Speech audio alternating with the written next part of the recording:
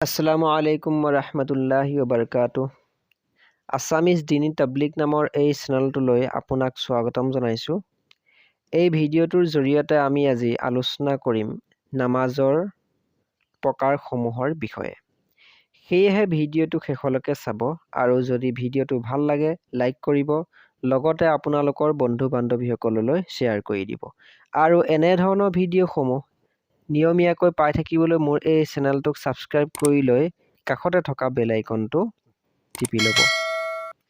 নামাজৰ গুৰুত্ব হিচাপে ই 6 প্ৰকাৰৰ, যেনে ফৰজে আইন, ফৰজে কিফায়া, ৱাজিব, সুন্নতে মুআক্কাদা, সুন্নতে গায়ৰ মুআক্কাদা আৰু নফল।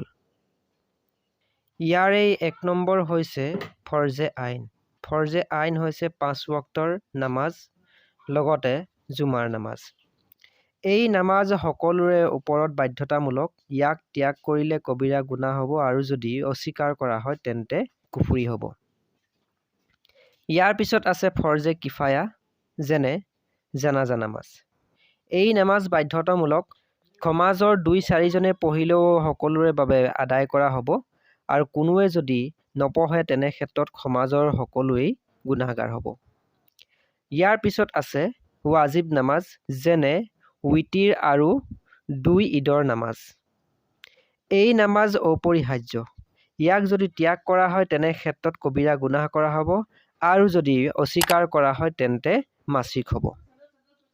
ইয়াৰ পিছত সুন্নতে মুআক্কাদা, যে ফজৰৰ 2 ৰাকাত, জোহৰৰ ফৰজৰ আগৰ 4 ৰাকাত আৰু পিছৰ 2 ৰাকাত, লগতে মগৰিবৰ ফৰজৰ পিছৰ 2 ৰাকাত, ইছাৰ ফৰজৰ পিছৰ 2 ৰাকাত, জুমাৰ ফৰজৰ আগৰ 4 ৰাকাত, যাক কোৱা হয় কাবলুল জুমা, আৰু ফৰজৰ পিছৰ 4 ৰাকাত, যাক কোৱা হয় বাদাল জুমা বুলি, আৰু ৰমজানৰ তাৰাবি নামাজ। এইসমূহ হ'ল সুন্নতে মুআক্কাদা।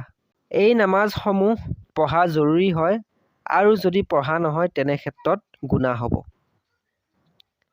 ইয়াৰ পিছত সুন্নতে গায়ৰ মুআক্কাদা, সেয়া হ'ল আসৰৰ ফৰজৰ আগৰ 4 ৰাকাত, ইয়াৰ পিছত ইছাৰ ফৰজৰ আগৰ 4 ৰাকাত, লগতে জুম্মাৰ ফৰজৰ আগৰ প্ৰথম 2 ৰাকাত, যাক কোৱা হয় তাহিয়াতুল অজু, আৰু 2 ৰাকাত দুখলিল মছজিদ। ফৰজ আৰু বাদাল জুমাৰ পিছৰ 2 ৰাকাত সুন্নতুল ৱাক্ত। এই নামাজসমূহ পঢ়িলে অসংখ্য সওৱাব আছে আৰু যদি পঢ়া নহয় তেনে ক্ষেত্ৰত গুনাহ নাই।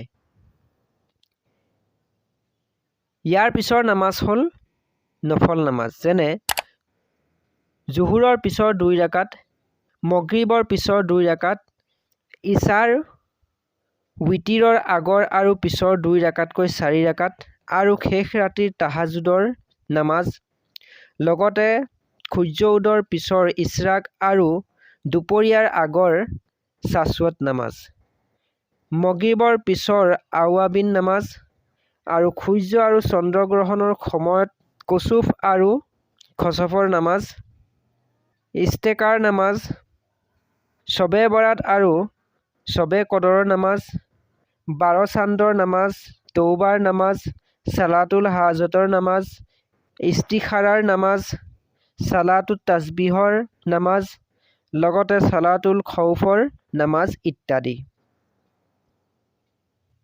বন্ধু-বান্ধৱীসকল, এয়ে আছিল নামাজৰ বিভিন্ন প্ৰকাৰসমূহ।